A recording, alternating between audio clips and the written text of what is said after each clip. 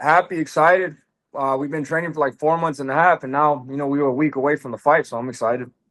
Yeah, how's the training facilities out there in Dubai and Riyadh? So we just got to Riyadh 2 days ago, but we had finished up our camp like three not finished up, but we moved our camp like maybe 3 weeks ago. We went from Miami to Dubai just to acclimate to the time. It's a big time difference. I think it's like 12 hours or 8 hours, something like that.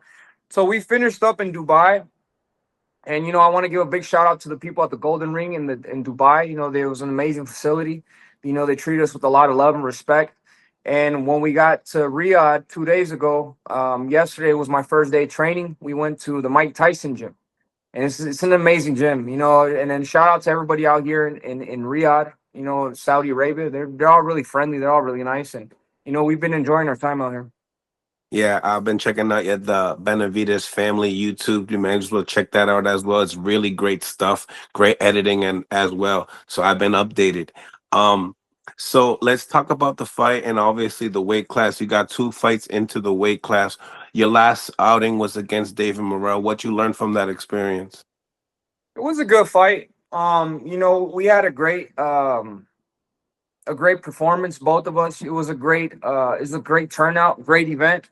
And I just I mean, I just learned that I'm on a different level. And no matter, it doesn't matter who it is. It doesn't matter what people say about me or what they say they're gonna do. At the end of the day, I do my job great. I go in there, I work my ass off in the training camps, and whoever it is that they say that's gonna come beat me, I prove to myself and to my people I'm the best in the world for a reason. And I'm just excited to keep dominating, keep fighting against good fighters, and to keep giving the fans the types of fights they want to see, and keep giving them great performances. Obviously checking out the press conference and seeing that you and Yard feel like you guys are both going to be, you know, pushing the pace to the fight. He obviously takes this fight, what then your promoter says less than 48 hours. What do you think about the energy? Do you really feel like that's the case? Do you really feel like he can push that on into you? Or do you feel like you're going to be just the regular David Benavidez and make sure everyone goes backwards? Yeah, I mean that's exactly where I am. That's what I train so hard, and that's what I prove to every fighter. Every fighter says that they're gonna do this, they're gonna do that, but I'm comfortable and I know I'm on a different level than these people. And the good thing about me is I never overlook any opponent. I know Anthony Yard's trainer's been saying that, but I overlook him, this and that. If anything, I've trained harder from him than I did for anybody else. Not only because of him in particularly, but because every fight I get better and better and I learn more stuff. And then my hunger for the sport grows. So I train every camp, I train harder than the last. And I'm in a great position right now. I'm in a great headspace mentally and physically. I'm 28 years old, so I feel like I'm in the prime of my career, and I'm getting more experience, every fight. And whatever fight he wants to, put in front of me, it's not going to be enough for him. I'm on a different level for a reason. And if he wants to go toe to toe, blow for blow, then that's what we're gonna do. That's what we're gonna do. You know what I mean? And I'm not afraid of nobody, and that's why I'm here to show the people of boxing who I am as a fighter.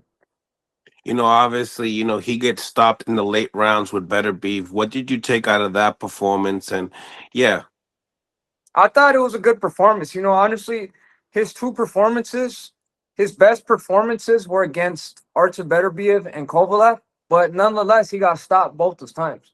You know what I mean? So he does good. And there is a lot of weapons that we have to watch out for. And I'm not gonna lie, I'm not gonna make it seem like he's not a strong fighter. He has a lot of weapons. He's a strong fighter, he has good defense, he has good counter shots.